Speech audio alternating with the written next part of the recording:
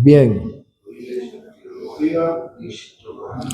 dentro de la teología sistemática, pues también está, así como vimos hasta la semana pasada, neumatología, pues hoy comenzamos con cristología. No sé, a lo mejor nos tome un par de semanas también esto, o 3 semanas, vamos a ver, dependiendo de cuánto avancemos.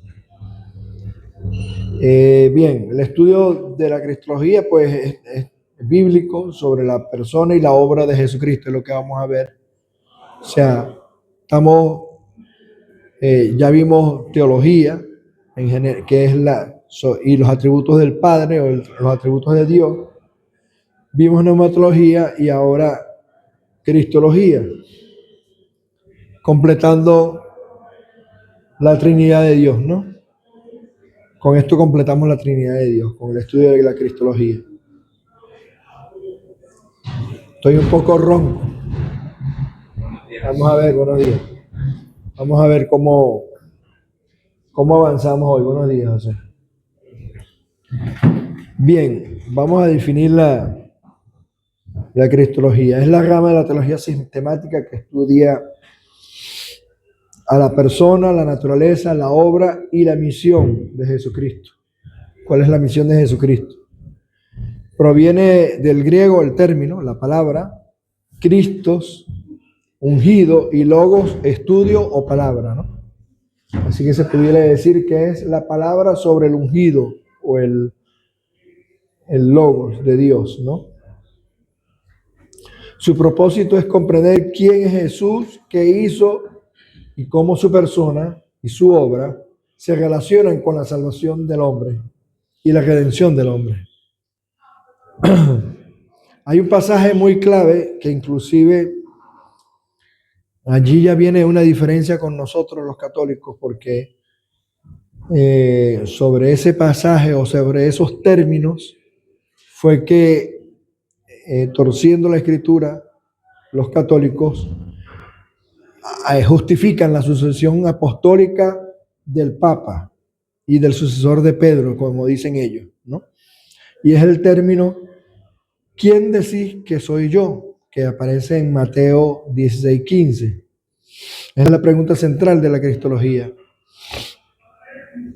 Conocemos el pasaje y es cuando Jesús le pregunta a sus discípulos sobre quién decía la gente que era él. Y entonces algunos contestaron, bueno, unos dicen que tú eres profeta, otros dicen que tú eres un gran maestro, otros dicen que eres un maestro, un X. O sea, lo que decía la gente sobre Jesús.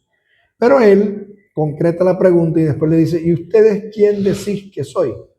Y es cuando Pedro dice, tú eres el Cristo, el Hijo del Dios viviente. Y entonces dice Jesús, esto no te lo reveló ni carne ni sangre, sino mi Padre que está en los cielos, es el que te reveló esto. Y Jesús le dice, sobre estas, bueno, por supuesto le dice, estas son las llaves para el reino, ¿no? La llave, pero la llave para el reino no es que Pedro iba a ser como el sucesor de Jesús o el que iba a continuar, sino que sobre esa revelación del hecho de que Jesús es el ungido de Dios, es el mismo Dios, o sea, sobre esa verdad afirmada de Pedro, es que él iba a partir de eso, es que él iba a iniciar un nuevo, vamos a decirlo, como un nuevo periodo, una nueva dispensación, como dicen algunos, que es sobre el hecho de que a partir de ese conocimiento vendría lo que conocemos hoy como la iglesia, ¿no? A partir del conocimiento de que Cristo es lo que proporcionó Dios, el mismo Dios encarnado, fue lo que proporcionó Dios como elemento de salvación, ¿no? Y por supuesto, todo su padecimiento, su muerte, pero también su resurrección, ¿no? Su muerte por nosotros, en sustitución por nosotros. Ahora, la importancia de la cristología, de este tipo de estudio para nosotros, la iglesia, los creyentes. Cristo es el centro de la fe cristiana, o sea, no hay otro elemento que pueda ser sustento de nuestra fe, sino que en Él es que está todo el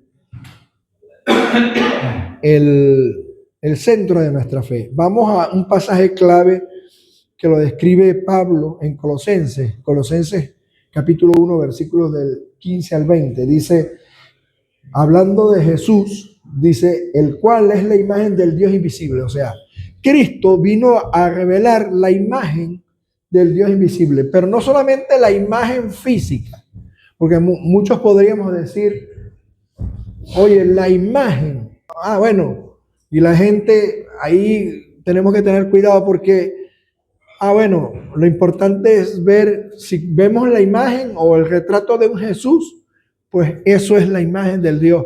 No, la imagen en el sentido de que lo que Él reveló, lo que Él manifestó, lo que Él dijo, lo que Él reveló del Padre y de sí mismo y de cómo Él mostró misericordia, cómo Él hizo bienes cuando estuvo aquí y cuando hoy está en medio de la iglesia por medio del Espíritu Santo, que es el que da a conocer al Hijo. Es la imagen de ese Dios invisible. Y hay otra afirmación allí que dice el primogénito de toda criatura.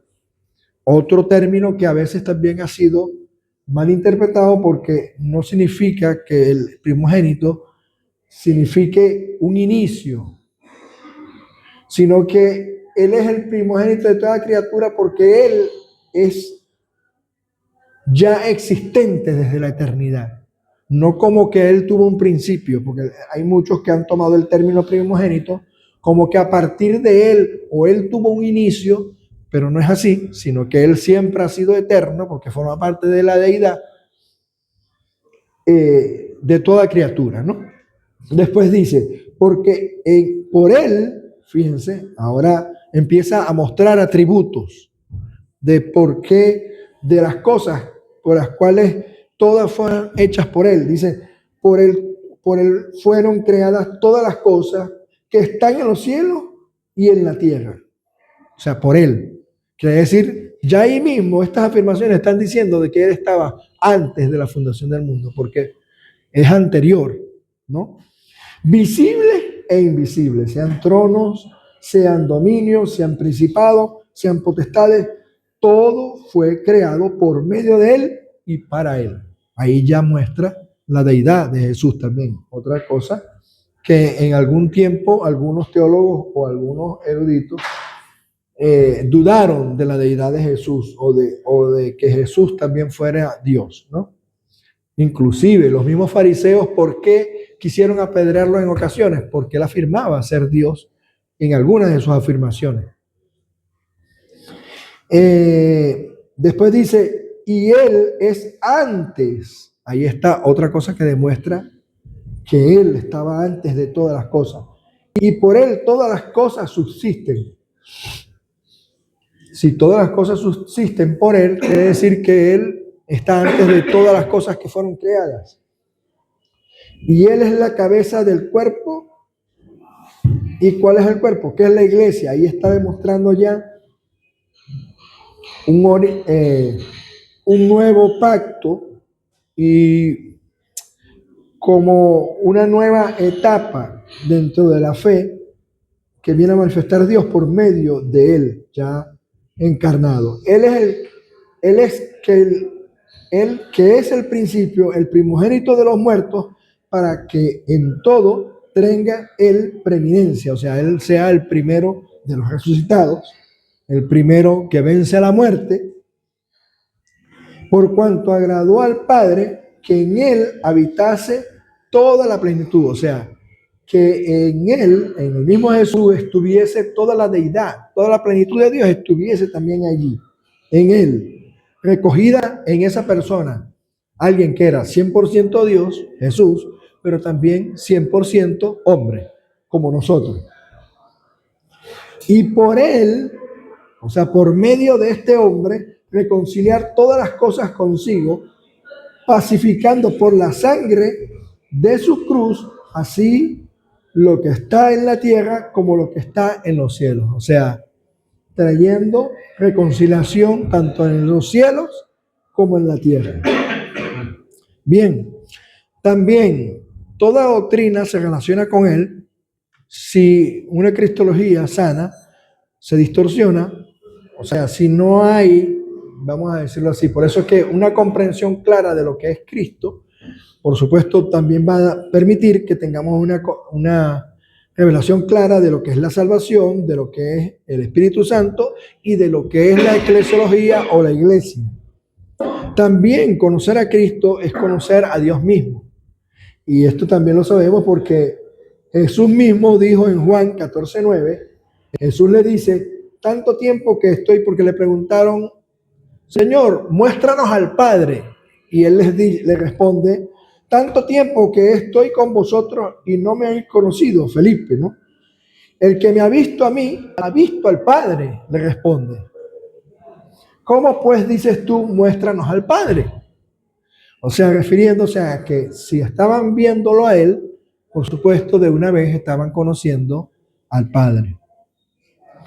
La cristología práctica nos permite conocer a Cristo y transforma la vida del creyente. ¿Por qué? Vamos a Filipenses 3, del 8 al 10. Filipenses 3, del 8 al 10. A ver si la tengo por aquí.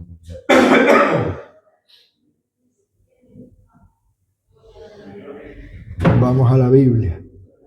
No la tengo dentro de los apuntes aquí a la mano, pero vamos a Filipenses 3, del 8 al 10.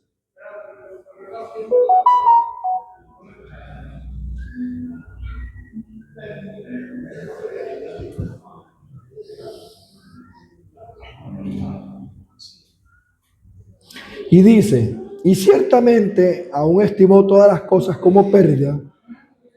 Dice Pablo, él, que tenía todas las cosas como pérdida por la excelencia del conocimiento de Cristo Jesús, mi Señor. Fíjense que ahí Pablo afirma de que Jesús es su Señor, por dando a entender que Cristo o Jesús es el Dios mismo, ¿no? Entonces dice, por amor del cual lo he perdido todo y lo tengo todo por basura para ganar a Cristo y ser hallado en él, no teniendo mi propia justicia, que es por la ley, sino la que es por la fe de Cristo, la justicia que es dada por Dios por la fe. O sea, da a entender que no hay salvación sino por medio de Jesús. O sea, él como fariseo, si vamos a los versículos previos, él dice, mira, yo era fariseo, formado a los pies de Gamaliel como maestro, una serie de cosas, y él dice que estimó todas esas cosas como pérdida, más bien por el conocimiento y la excelencia de conocer a Jesús, quien es Dios, ¿no? El mismo Pablo. ¿Y por qué? Porque la ley, la justicia, no era por el conocimiento de la ley. ¿Qué significa eso? Esa afirmación que dice Pablo allí. Que por la justicia, el conocimiento de la ley no va a impartir justicia sobre el hombre para justificarlo. El hecho de que tú conozcas los 10 mandamientos o todas las leyes que fueron dadas por Dios a Moisés, que no solamente fueron los 10 mandamientos, sino todas las leyes mosaicas que dio Dios por medio de Moisés, eso no justificaban o no traían una justicia, sino que lo único que permitía al hombre era verse en el espejo de la ley, de que no había manera de que el hombre pudiese cumplir con todas esas leyes. ¿Por qué? Porque con el incumplimiento de una sola ya tú eras declarado injusto delante de Dios. Y que solamente, por eso es ese término que dice ahí, en el versículo 9, donde comienza diciendo, y ser hallado en él. O sea, todo creyente lo que necesita es ser hallado en él. La única forma de que estemos justificados delante de Dios es ser hallado en quién, en Cristo. Es lo único que nos va a permitir ser absueltos o estar justificados o tener un término como creo que lo he dicho en alguna otra clase, el ser declarado inocente. como en el tribunal, frente a un tribunal de Dios. O sea, eres absuelto, eres, ¿verdad?, justificado. ¿Pero por qué? Porque has sido hallado en Él. No porque cumpliste la ley, porque nadie puede cumplir la ley. El único que pudo cumplir la ley fue Dios mismo encarnado en Jesús, quien cumplió toda la ley y muerto pagó por nuestros pecados, dando satisfacción a Dios el Padre de lo que demandaba como justicia por el pecado de los hombres. Entonces, Él como hombre pudo cumplir la ley, morir, derramar su sangre, declarado justo, y todo el que es hallado en Él es también igualmente justo. Y es absuelto porque todos éramos, ¿qué?, reos de muerte si no somos hallados en Él. Entonces por eso Él dice, y ser hallado en Él, no teniendo, fíjense, Él dice, no teniendo mi propia justicia. ¿Cuál es mi propia justicia? Que es la justicia de que muchas religiones. El de que yo no hago esto, yo me cuido de esto, yo he dejado de hacer esto. No, una propia justicia. La justicia humana, el religioso humano, siempre se va a justificar, y ese era el gran conflicto que tenía Jesús con los fariseos. Por ejemplo, para recordar algo, ¿por qué tus discípulos comen y no se limpian las manos, no se lavan las manos? ¿Por qué? Porque los judíos eran celosos de una serie de rituales y de normas que creían ellos que les permitía estar justos y limpios delante de Dios, cuando no hay ningún tipo de justicia humana que permita al hombre acercarse a Dios. Y lo único que permite acercarse a Dios es ser hallado en Él, o sea, en Cristo. Pero el hombre no puede ejecutar por su propia elaboración, vamos a decirlo así, o por su propio, en su misma conducción, redirigirse en conducta, restringirse en conducta, tratando, y que, entre comillas, de cumplir la ley, que es imposible, porque sabemos por Romanos 3, como dice Pablo, que no hay justo ni aun uno, no hay ninguno que sea justo, porque todos estábamos destituidos de la gloria de Dios. Amén. Y el único que pudo restituirnos y traer paz para con Dios al hombre fue Jesús. Amén. Amén. Siguiente, fundamentos bíblicos. Bueno, la preexistencia y la deidad de Cristo, algo que trajo conflicto a lo largo de los siglos, ¿no? Jesús no comenzó a existir en Belén, como muchos lo creen, aunque Él tuvo un nacimiento en Belén, físico. Realmente las Escrituras demuestran que Él ya era preexistente. Las Escrituras afirman claramente que su existencia eterna y su naturaleza divina. Primero, ¿por qué? En el Antiguo Testamento, la palabra divina, los logos, dice en el Salmo 33:6. Vamos a ver si lo tengo aquí en la mano. Salmo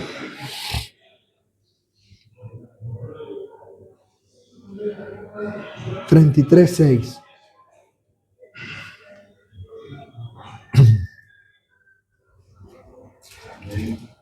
Salmo 33:6, perdón. Tenía unos apuntes y ahora se me ve. Voy a tener que ir cada vez que.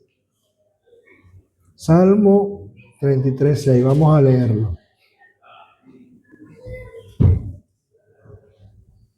Dice, por la palabra de Jehová fueron hechos los cielos y todo el ejército de ellos por el aliento de su boca. ¿Qué dice Juan 1:1?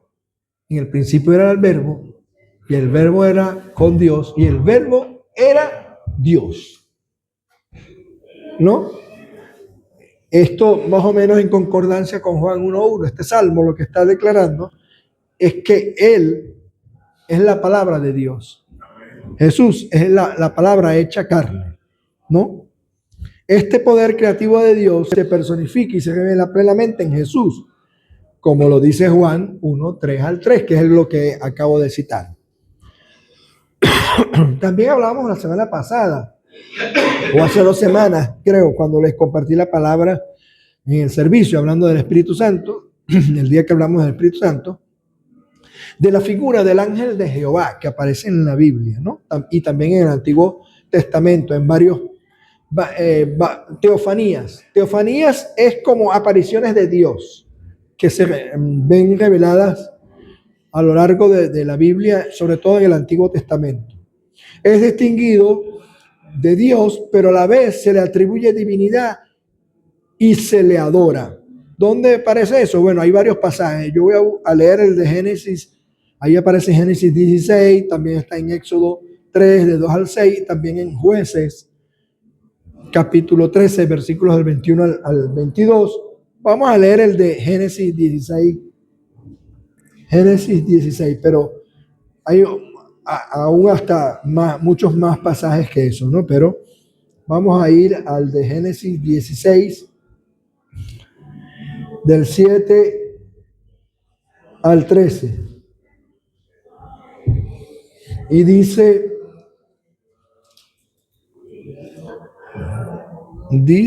ya va, 7 al 13.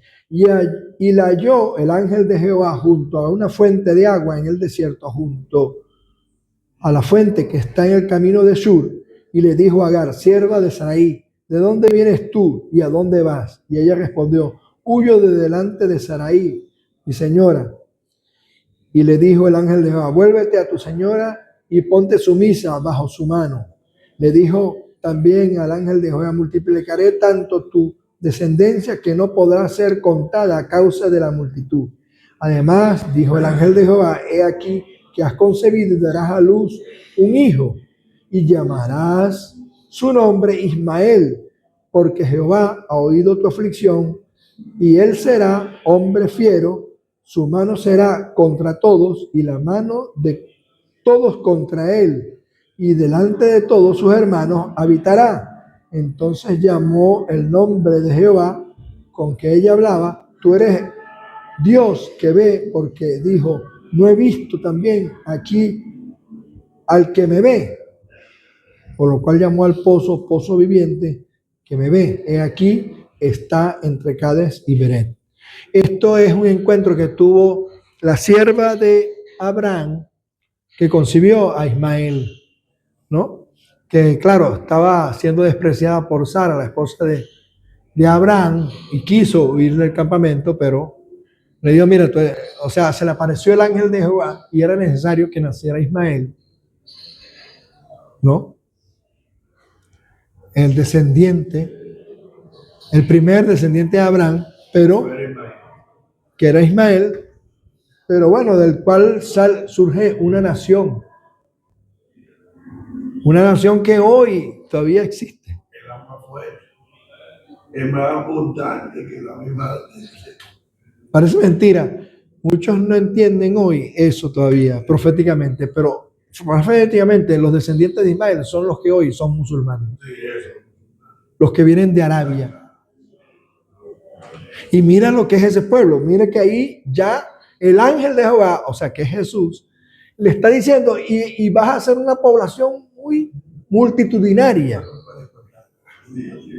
Y mira lo que proféticamente dijo allí. Y hoy son los que están enfrentados a los cristianos, porque ellos como nación nos persiguen a los cristianos, ¿no? También de eso da testimonio Pablo en Gálatas capítulo 4, ahí habla de la descendencia de la esclava y de la... Vamos ahí. Y el que es descendiente de la promesa, que somos nosotros. Gálatas capítulo 4. Gálatas capítulo 4. Aquí vamos a profundizar un poquito, no importa. A lo mejor nos vamos a tomar 3 semanas en esto, pero es bueno que conozcamos bien de dónde venimos. Nosotros somos descendientes de Dios por la fe. Y somos descendientes de Abraham por la fe de Abraham, la misma fe de Abraham. No porque seamos judíos de sangre, sino porque creímos. Hay una alegoría, se llama la alegoría de Sara y Agar. Está en el capítulo 4 de Gálatas y está a partir del versículo 21. Yo la voy a leer y vamos a ver cómo estamos de tiempo, pero vamos a ir, ¿no?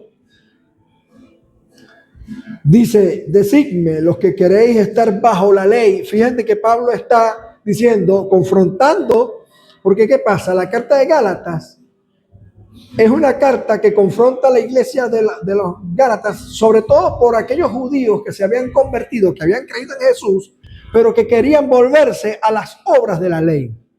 O sea, diciendo, bueno, creo en Cristo, pero hay que circuncidarse, o sea, siguiendo otra vez los rituales, los cuales simplemente eran imagen de lo que había de venir, pero que ya no servían para nada, porque ya había un nuevo pacto que había establecido Dios con Jesucristo, y el que es definitivo, que es por la fe en Cristo, punto, no hace falta más nada. Entonces, Él los desafía y le dice, decidme, los que queréis estar bajo la ley, ¿no habéis oído la ley? O sea, le está preguntando, bueno, pero si ustedes conocen la ley, entonces, ¿por qué está escrito que Abraham tuvo 2 hijos? Uno de la esclava, que es Ismael, el otro de la libre, que es Sara. Pero el de la esclava nació según la carne, más el de la libre por la promesa, refiriéndose a quién, a Isaac, el hijo de Abraham. Lo cual es una alegoría, fíjense, le está hablando. Pues estas mujeres son los 2 pactos. El uno proviene del monte Sinaí, el cual da hijos para esclavitud. Se está refiriendo precisamente hoy. ¿Quiénes son hijos para esclavitud? Los musulmanes son. Pero eso es una imagen, porque es de la esclava. Este es de Agar, porque Agar es del monte Sinaí en Arabia. Fíjense que dice en Arabia. ¿De dónde viene Alá y Mahoma? De Arabia. Y corresponde a la Jerusalén actual. Pero claro, está hablando espiritualmente, no es solamente, o sea, no está hablando nada más de los musulmanes. Está hablando de que la misma Jerusalén actual estaba bajo juicio porque no habían creído. Recibieron ¿qué dice Juan 1? A los suyos vino, mas los suyos no le recibieron, mas todo aquel que le recibió, le dio la potestad de ser hechos hijos de Dios. O sea, estaba haciendo ya también declarando que inclusive en el mismo Jerusalén, ni siquiera en Arabia, en el mismo Jerusalén, había gente que había visto a Jesús, pero no había creído en él. ¿No? Es para ubicarnos, ¿no? Entonces dice, mas la Jerusalén de arriba, la celestial, la cual es madre de todos nosotros, es libre, porque está escrito, regocíjate, oh estéril, refiriéndose a Sara, tú que no das a luz, prorrumpe en júbilo y clama, tú que no tienes dolores de parto, porque más son los hijos de la desolada que la que tiene marido. Porque más son los hijos de la desolada que los que tiene marido. Así que, hermanos, nosotros, como Isaac, somos hijos de la promesa. Pero como entonces el que había nacido según la carne perseguía al que había nacido según el espíritu, porque recuerden que los descendientes de Ismael después eran los que vivían persiguiendo al pueblo de Israel todo el tiempo, que eran los descendientes de Isaac. Jacob, por eso es que dicen yo soy el Dios de Abraham, de Isaac y de Jacob. O sea, a los descendientes de Abraham siempre hubo ese conflicto. Los descendientes de Ismael siempre hubo el conflicto, vamos a decirlo, en la carne, bélico, ¿no? De guerras. Siempre hubo persecución contra Israel. Pero como entonces él había nacido según la carne, perseguía al que había nacido según el espíritu, así también ahora, más el que dice, más, ¿qué dice la escritura? Echa fuera a la esclava, que fue lo que pasó realmente, echa fuera a la esclava y a su hijo, porque no heredará el hijo de la esclava con el hijo de la libre, de manera, hermanos, que no somos hijos de la esclava, sino que somos hijos de la libre. O sea, eso era una alegoría de lo que pasa hoy con 2 pueblos que hay en el mundo. Los que creen en Dios y los que no creen en Dios. ¿Se ve eso? ¿Está claro eso? Pablo tuvo que describir esto a sus propios hermanos judíos que vacilaban todavía creyendo en Jesús, pero queriendo volver a los rituales judaizantes de estarse circuncidando. Bueno, creemos en Jesús, pero igual hay que circuncidarse. No, no. Y Pablo lo que quiere es desmitificar que ya no es necesario hacer ningún ritual, que lo único importante es creer en Jesucristo y eso es lo que nos hace descendientes de lo celestial. O sea, que somos hijos de Dios por la fe en Jesucristo. Punto. Más nada. Bueno, entonces esa figura del ángel de Jehová. En el Nuevo Testamento, pues bueno, ya leímos Juan 1:1, bueno, lo parafraseé. En el principio era el verbo era Dios y el verbo era, ¿no? En el principio era el verbo y el verbo era con Dios y el verbo era Dios. Algo que has desvirtuado en traducciones bíblicas, por ejemplo, los testigos de Jehová. Porque los testigos de Jehová en esa parte dicen y el verbo era un Dios. Como, sí, no un único Dios, sino un Dios más. Y no es así. O sea, quitándole deidad a Jesucristo. Y ese es el problema que tienen específicamente los testigos de Jehová con respecto a nosotros, los que creemos.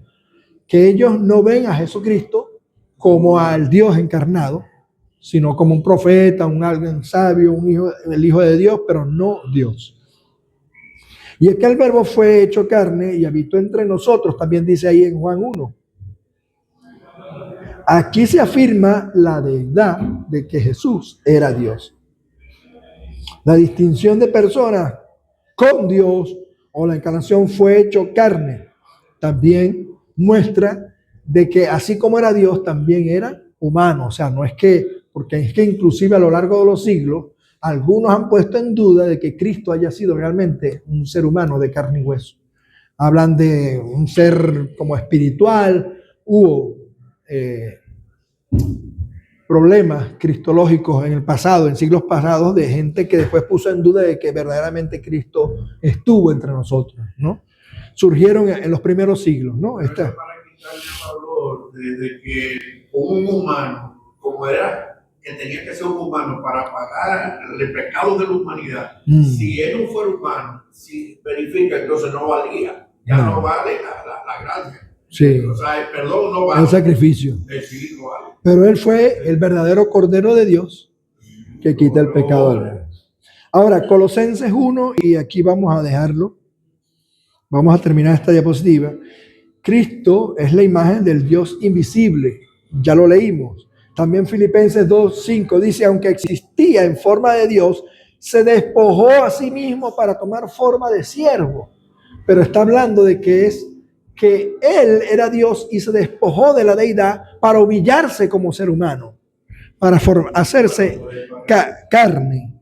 En Hebreos 1 dice, Jesús es el resplandor de su gloria, la imagen misma de su sustancia, o sea, algo igual al Padre, algo igual a Dios, la imagen misma, el resplandor, o sea, un resplandor de su gloria.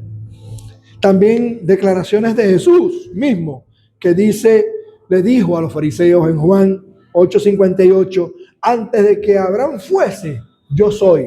Fíjense que le hizo referencia a algo que los judíos tenían que conocer, porque conocían la ley mosaica, y es cómo se le presentó Dios cuando Moisés le preguntó, Señor, y si voy en tu nombre, ¿qué nombre quiere que les dé a los egipcios? Y dijo, dile que yo soy. Refiriéndose, entonces, una forma de definirse como Dios es el término yo soy.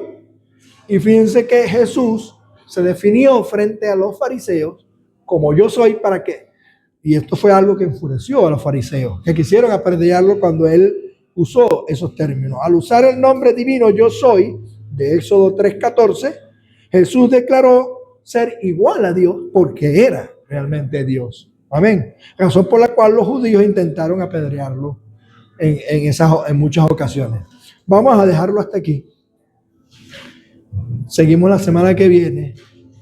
Y bueno, espero que esto va a ser bien interesante, ¿no? Pero es importante que nosotros, por eso aquí estamos como estudiando la Trinidad de Dios, pero de manera separada. Hasta la semana pasada estuvimos viendo neumatología, que es el Espíritu Santo, y hoy estamos introduciéndonos en la parte de Dios como Hijo, como el Cristo, el Salvador. Amén. ¿Alguna pregunta?